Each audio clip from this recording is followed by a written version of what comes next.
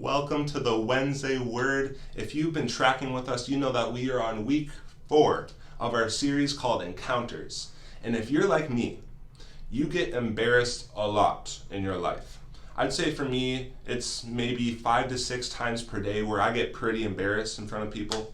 And I'm really curious, so I want you to drop in the comments section a number. Okay, and this number is going to represent how many times a day, on average, you get really embarrassed or you make a fool of yourself. I'm really curious. If you beat me 5 to 6, I'm really sorry because it's hard for me. But speaking of embarrassment, there's nothing that quite gets us like a dog with our tail in between our legs than being really wrong about something, right? For me, I grew up in a small town called Wausau, Wisconsin. And by small, I mean it felt like a small town. It was pretty big space-wise. But we had a Target, we had Texas Roadhouse, we had American Eagle. But what we didn't have was a Chipotle. We did not have a Chipotle, but we had Qdoba. And Qdoba is pretty similar to Chipotle. If you haven't had it, they have a similar layout, similar ingredients, just taste different.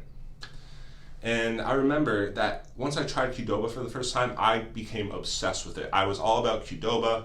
And then my friends would go on trips and they'd come back and they'd be like, we tried this place called Chipotle and it was amazing. It was so much better than Qdoba. And there was a moment in history, I can't remember when, where I became a super strong advocate for Qdoba and against Chipotle, even though I never tried it before.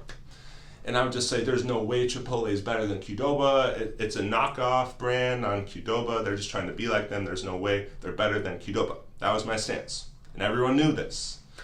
And I remember my family, we took a trip. And on the way back from this trip, we stopped somewhere to eat. We stopped at Chipotle. I was like, oh no.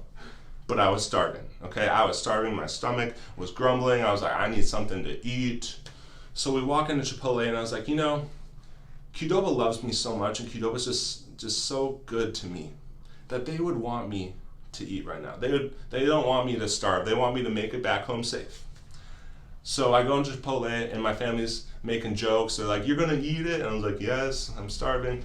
And so I get a steak burrito and I'm like, I might as well compare what I get at Qdoba to here and see the comparison. And so I get a steak burrito and it's obviously giant because Chipotle just gives you such good bargain. And I remember I tried the first bite of this burrito and I was like, maybe this is a lucky bite, but this is really good. I had to control my face to stay normal, but really what my face wanted to do was make that dumb, silly face that you make that someone makes when they get a really good back massage. That's what my face wanted to do. I'm not gonna do it. It looks silly. But I was trying to control my face, stay cool, Will, stay composed. And I remember that I was like, that's probably just a good first bite. It can't be that good. And as I ate it, it got better and better and better. And it was this huge burrito. It filled me up. I'm a big person. And so it was a great experience. But I walked out of that Chipotle and I remember my family, they were like, so how was it? And I was like, it was pretty good. It was pretty good. That was huge for me to say that. But when I got back, the amount of I told you so's or see I got from my friends, yeah, I was very wrong. I was really embarrassed. And the thing is that my context or lack of Chipotle context, it led me to believe that Chipotle was nothing, that Chipotle wasn't good. Okay, and I had this stance that was grounded on not very good points, not very good truth. And tonight we're going to read a story about how this woman did something for Jesus that everyone was like, you're crazy. Why would you do that? Why would you believe in him that much to do that? They thought she was crazy. And so we're going to read this story tonight. So let's go right into it. Father, bless your word and bless your people. Amen. Amen. We are starting in Mark chapter 14 tonight, verse 3. And the story goes like this. While Jesus was in Bethany at the house of Simon the leper, as he was reclining at the table, a woman came with an alabaster jar of very expensive perfume of pure nard. She broke the jar and poured it on his head. But some were expressing indignation to one another. Why has this perfume been wasted? For this perfume might have been sold for more than 300 denarii and given to the poor. And they began to scold her. Jesus replied, leave her alone. Why are you bothering her? She's done a noble thing for me. You always have the poor with you, and you can do what is good for them whenever you want, but you do not always have me. She has done what she could. She has anointed my body in advance for burial. Truly, I tell you, wherever the gospel is proclaimed in the whole world, what she has done will also be told in memory of her." So Jesus is in his lazy boy chair, reclining at the table, in the house of Simon the leper. By the way, super unfortunate name. Sorry, Simon. And this woman comes in with this jar of super expensive perfume. And I think it's really important that we take a closer look at this, what this meant in this context, because this woman had this alabaster jar full of perfume. An alabaster jar was this big flask. It was this huge jar full of nard. And what nard is this essential oil derived from this rare plant in the Himalayas. So it's this super expensive thing. And she's got this whole jar of it. And she brings it to this party. And Jesus is reclining on the chair, and she just breaks it over him. She pours this perfume on him. And you may be asking, okay, how nice was this perfume? Well, 300 denarii is the value of this perfume and nard. And 300 denarii is the equivalent of a year's wages. What someone makes in a year from their job. That's how expensive this was. And so if your parents, they make 6 figures, they may be able to afford 2 jars of nard maybe, but probably just one. Probably just one jar. Isn't that crazy?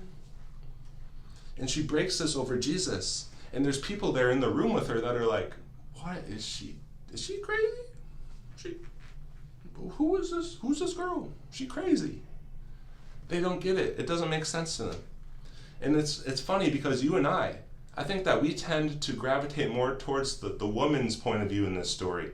And we're like, wow, look at that amazing sacrifice that she made to Jesus. That's so cool. What are these dudes doing so blind to the situation? They're mocking her. They're so off. And I think the reality is, at least for me, is that more often than not, I tend to relate with the people who were trying to make sense of it in that moment. I tend to relate with people who were mocking her. I would have been like, man, do you realize that what you just poured out on Jesus could have been sold and saved a ton of people from poverty? Do you realize that? It would seem like a waste to me. And this woman gave Jesus her year's wages in the form of nard.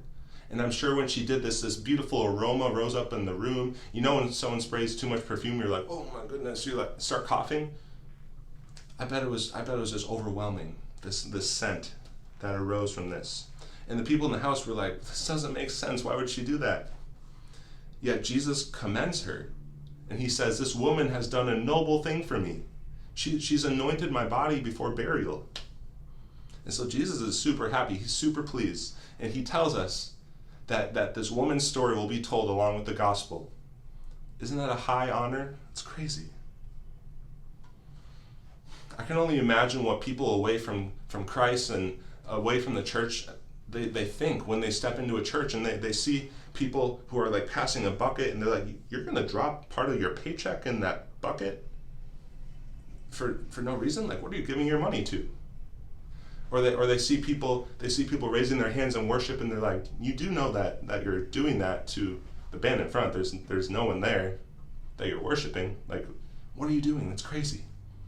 And some of you might have grown up in the church, you've been around it for a while, and you still can't make sense of the fact that there are people that sell everything. They move across the country to reach an unreached people group with the gospel, put their lives on the line, called missionaries. You're like, that doesn't make sense. That's crazy.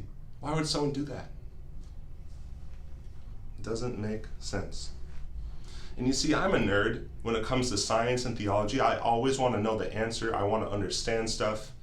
And part of that can be good, but more often than not, it gets me in trouble because I try to make sense of things. And a lot of times, the stuff that's going to happen in our faith, it's going to not make sense in the moment. We're just going to have to believe. And God humbly and gently, lovingly reminds me. He says, hey, if you knew all the answers well, you wouldn't need me. You wouldn't need faith. And Mark definitely cuts right to the chase in his stories. Okay, if you read the book of Mark, he's very clear-cut. He just tells a story. He doesn't really give a ton of details. But maybe even Mark, the author of the story, whether he was in person witnessing this or whether he heard it from someone else, I bet he was a little confused too. He's probably like, this woman did what? Oh, I'm going to write that down. What is she doing? I can imagine. And I think that he faced the same tension that we face is, do we want to have faith in something? Do we want to just believe it without seeing it? Or do we want to try to make sense of it? Because oftentimes they're pulling against each other. And one of the coolest parts about the Gospels is that there's a lot of overlap. There's a lot of overlap with authors, and this person witnessed the same story as this person, and they both wrote about it. We can see different vantage points from these different authors. It's extra validation for these stories that they actually happened. And it's important to look at these other stories from different vantage points, and we're actually going to do that in the book of John today. We already read from Mark, we're going to read from John, chapter 12, verse 1. It says, 6 days before the Passover, Jesus came to Bethany, where Lazarus was, the one Jesus raised from the dead. So they gave a dinner for him there. Martha was serving them, and Lazarus was one of those at the table with him. This almost seems like a completely different story. We're like, where did Lazarus come? Lazarus and Martha? Where did they come from? It didn't say that in the other story. But even the way it's set up, we're starting to get a clear picture of this scene. Because in the house of Simon the leper, again, super unfortunate name, but I bet that Simon the leper was healed by Jesus. And the name that stuck with him, it was his former name. But now he's here with Jesus because Jesus delivered him. And not only Simon, but Lazarus, the dude that Jesus rose from the dead, he's here. He's reclining with Jesus. And Lazarus' sister, Martha, is there too. But guess who else? Continuing on, it says, Then Mary took a pound of perfume, pure and expensive nard, anointed Jesus' feet, and wiped his feet with her hair. So the house was filled with the fragrance of the perfume. And we still smell that fragrance today. We still smell it today because her story is being told. You see, in Mark, the story's kind of read out, and we just have to assume that this woman is sold out for Jesus. We don't know anything about her. We don't know her name. We don't know her story. But in John, it gives us another vantage point, right? We see that it's Mary, the sister of Martha, the sister of Lazarus. Don't miss this. 6 days before the Passover, these people whose lives have been radically changed by Jesus, they come together to celebrate. 6 days before the Passover, and they're in the midst, they're in this house with the one and only Passover lamb. The spotless and blameless lamb who is Jesus. They're in the room with him. And a lot of them don't even realize it. But here comes Mary, who had purchased this jar of expensive nard perfume, which, by the way, think about it. Do you think that she just had this jar of perfume sitting around in her house and she just chose to bring it this day? My bet is that she went out and bought it because she felt led to. And she brought it to this party because she felt led to. She felt like there was an opportunity coming. And so I think that Mary might have known what was about to happen to Jesus. Because a few days earlier, before this story, Mary calls Jesus and she's like, Jesus, my brother Lazarus, he's dying. You have to come save him. And Jesus doesn't get there in time. Lazarus dies. And Mary's met with this unbearable stench of her brother's corpse.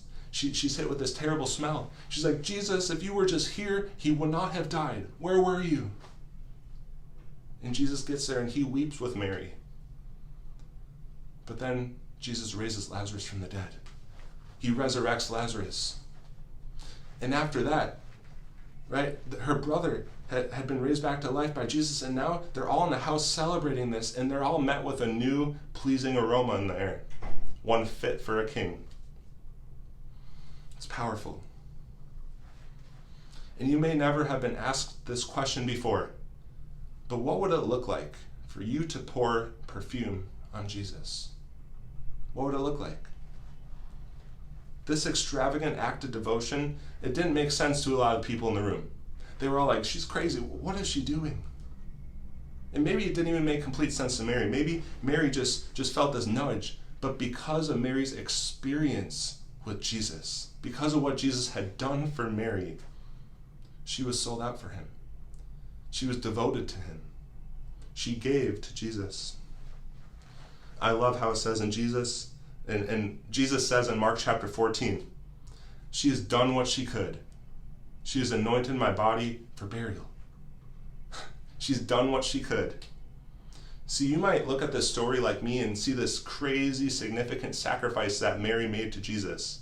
But I bet if Mary were alive today and she was watching this sermon and she was in the comments, she'd be like, hey, thanks everyone. I really appreciate you saying all that kind stuff about me. But it wasn't really a sacrifice for me. And we'd all come be like, what? Why is Mary alive? First of all. Second, what do you mean not a sacrifice? A whole year's wages, that wasn't a sacrifice? And she'd respond and she'd say, yeah, it wasn't really a sacrifice, it was an opportunity. It was an opportunity. You want to know what a sacrifice is?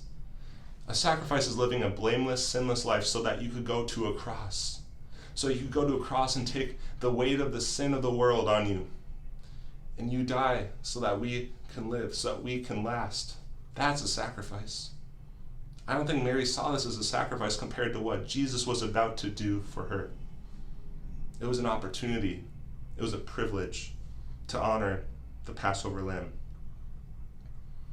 And it wasn't a chore. It wasn't a charity. It was an opportunity for Mary. Because a farmer doesn't plant a seed in the ground and plan a funeral for it. No.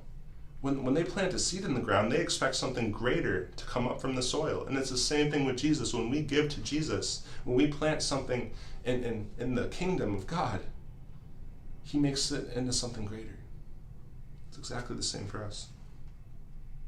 So I'll ask you again, what would it take for you to pour perfume on Jesus? What would it look like? Maybe you're like me. Maybe you're like me and you try to reason with everything. You're like, I don't know if I could even give that much money or that much of my time or my car. I don't know what I could really give to make an impact. I don't know if what I would give would even make a difference. And I need that part of my life for me. You try to reason with it. But based on what Jesus did for us on the cross, he deserves it. It's a privilege and it's an honor that we get to give to Jesus. And it's all because we still live to be able to do it. That's why.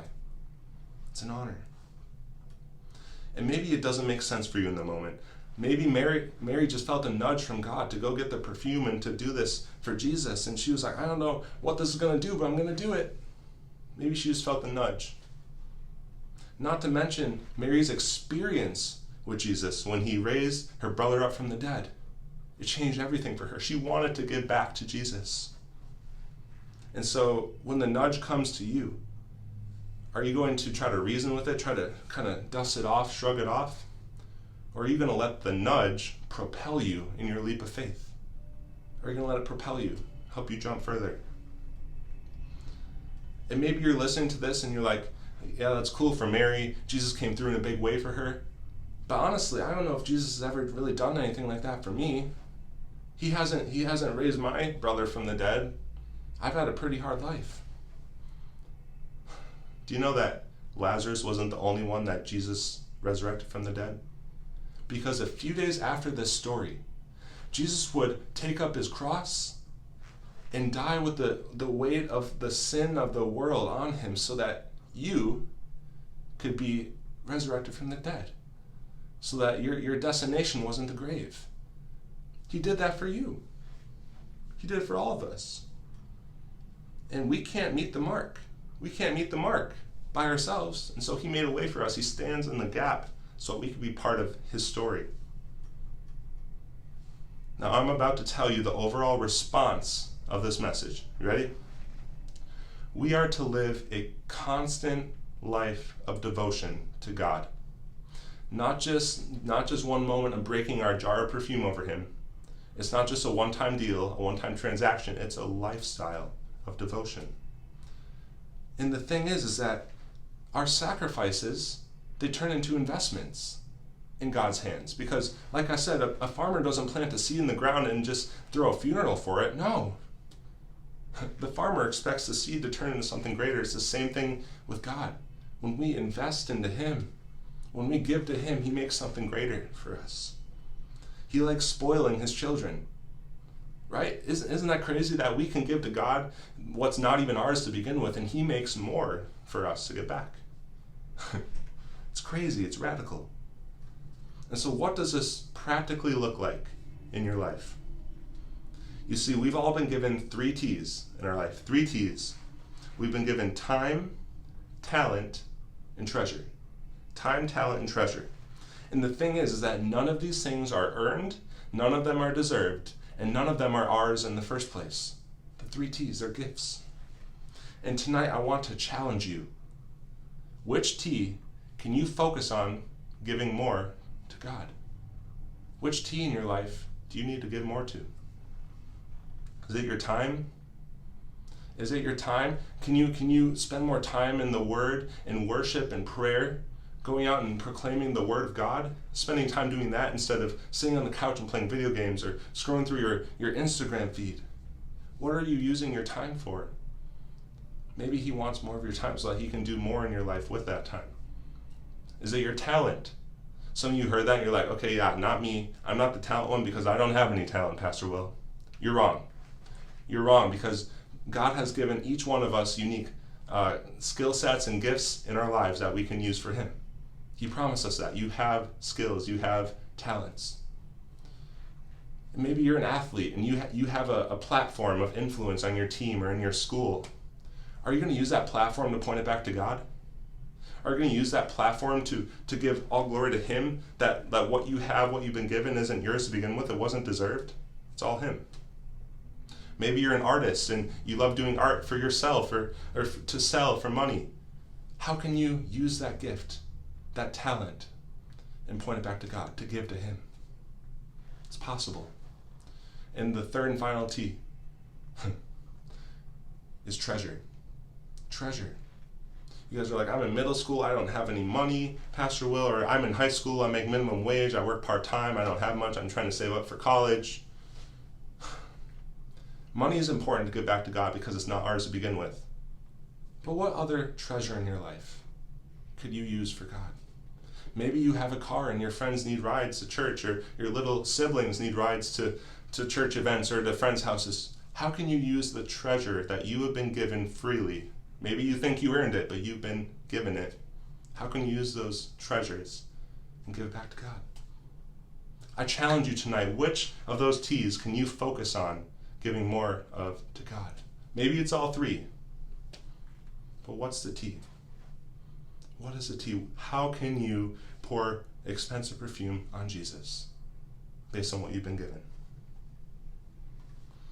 And to be honest with you, a lifestyle that looks like this, your friends, your family, they might think you're crazy.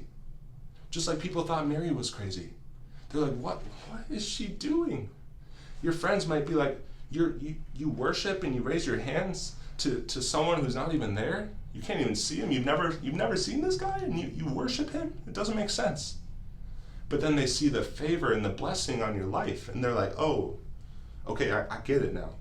I get it. You weren't crazy.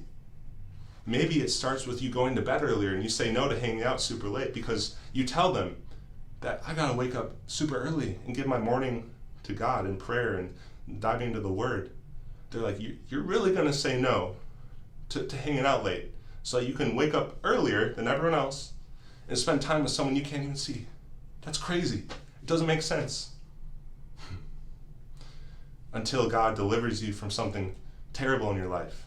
And he comes in a mighty way and they see it. They see him work and they're like, oh, okay, I get it. It makes sense now. It's only crazy until it's true. I'll say that again. It's only crazy until it's true. And so what can you start investing more of from your life into God, into the kingdom, so that it grows into something greater? It's our honor and it's our privilege to give to God because of what he's done for us and who he is. It's our privilege, it's our honor.